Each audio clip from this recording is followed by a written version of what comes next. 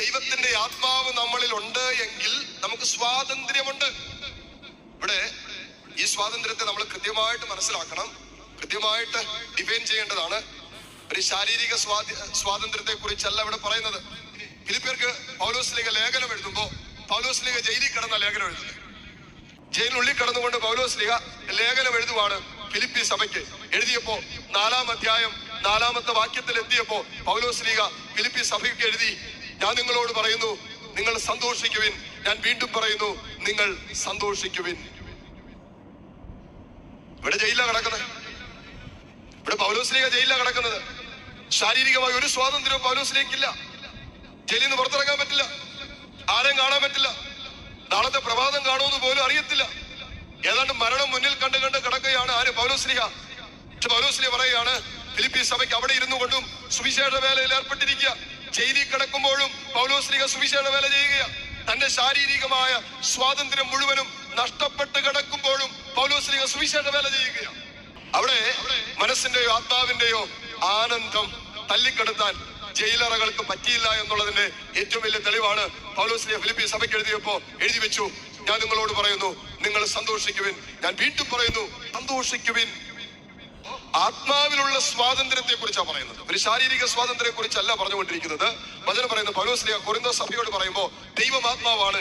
ഈ ആത്മാവുള്ളിടത്ത് ആത്മാവിൽ ഒരു സ്വാതന്ത്ര്യമുണ്ട്. ആത്മാവിൽ സ്വാതന്ത്ര്യമുണ്ട്. ഒന്നിന്റെയും ബന്ധനത്തിലല്ല, അടിമത്തത്തിലല്ല എന്നാണ് പൗലോസ്ലീഹ കൊരിന്ത്യർ സഭയോട് പറയുന്നത്. ഈ കാലഘട്ടത്തില് എത്രയോ പേര് നാളുകളിൽ കണ്ടുകൊണ്ടിരിക്കുക. പറയുന്നൊരു കാര്യമാണ് വെച്ചാ, പല വിഷയങ്ങളും പൗലോസ്ലീഹ പറയുന്ന പോലെ ഞാൻ ഇച്ഛിക്കുന്നതല്ല, ഇച്ഛിക്കാത്ത തിന്മയാണ് ചെയ്തുകൊണ്ടിരിക്കുന്നത്. അങ്ങനെ ചെയ്യുന്നെങ്കിൽ ഞാനല്ല, എന്നിൽ കുടികൊള്ളുന്ന പാപമാണെന്നാണ് പൗലോസ്ലീഹ പറഞ്ഞത്. എന്ന് പറയുന്ന പോലെ ആത്മാവിൽ ഒരു സ്വാതന്ത്ര്യമില്ലാത്ത അവസ്ഥയിലൂടെ കടന്നു പോകുന്ന എത്രയോ പേരുണ്ട്. ചില മേഖലകള് നിർത്താൻ ആഗ്രഹിച്ചത് നിർത്താൻ പറ്റാത്തവര്. ചുമ്മാ ഒരു ഉദാഹരണത്തിന്, ഒരു മദ്യപാനശീലം നിർത്തണമെന്ന് ആഗ്രഹിച്ചിട്ട് നിർത്താൻ പറ്റാത്ത എത്രയോ പേരുണ്ട്. കാരണം എന്താ?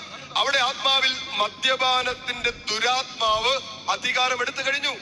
എത്ര ശ്രമിച്ചാലും പുറത്തു വരാൻ പറ്റില്ല. അവന്റെ ആത്മാവിന്റെ സ്വാതന്ത്ര്യം നഷ്ടപ്പെട്ടു.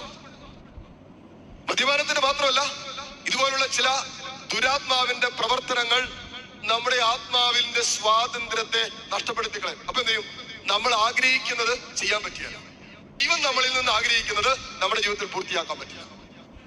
പാപം ചെയ്യുന്നവൻ പാപത്തിന്റെ അടിമയാണ്. Is a slave to sin. പാപം ചെയ്യുന്നവൻ പാപത്തിന്റെ അടിമയാണ്. എന്നിട്ട് പറയുന്നതാണ്, അടിമ എക്കാലവും ഭവനത്തിൽ വസിക്കുന്നില്ല, പുത്രനാകട്ടെ എക്കാലവും വസിക്കുന്നു. എന്നിട്ട് പറയുകയാണ്, പുത്രൻ നിങ്ങളെ സ്വതന്ത്രരാക്കിയാൽ നിങ്ങൾ യഥാർത്ഥത്തിൽ സ്വതന്ത്രരാകും. ഈ സ്വാതന്ത്ര്യമാണ് പരിശുദ്ധാത്മാവിൽ ഈശോ നമുക്ക് വാഗ്ദാനം ചെയ്തത്. നമ്മുടെ ആത്മാവിന്റെ മേലുള്ള സകല തിന്മയുടെ സ്വാധീനങ്ങളിൽ നിന്നും നമ്മളെ ആത്മനാശത്തിലേക്ക് എത്തിക്കാനുള്ള പിശാചിന്റെ സകല സ്വാധീനങ്ങളിൽ നിന്നും അടിമത്തങ്ങളിൽ നിന്നുമാണ് പരിശുദ്ധാത്മാവ് നമുക്ക് സ്വാതന്ത്ര്യം തരുന്നത്. എത്രയോ പേരാ ക്ഷമിക്കാൻ പറ്റുന്നില്ല, വിശുദ്ധ ജീവിതം നയിക്കാൻ പറ്റുന്നില്ല, ചില ജടിക പാപങ്ങൾ ഉപേക്ഷിക്കാൻ പറ്റുന്നില്ല, ചിലത് കാണാതിരിക്കാൻ പറ്റുന്നില്ല, ചില ബന്ധങ്ങൾ നിർത്താൻ പറ്റുന്നില്ല എന്നൊക്കെ പറഞ്ഞ് അടിമത്തത്തിൽ കഴിക്കുന്ന, അടിമത്തത്തിൽ കൺട്രോൾ ചെയ്യാൻ പറ്റുന്നില്ലെന്ന് പറയും.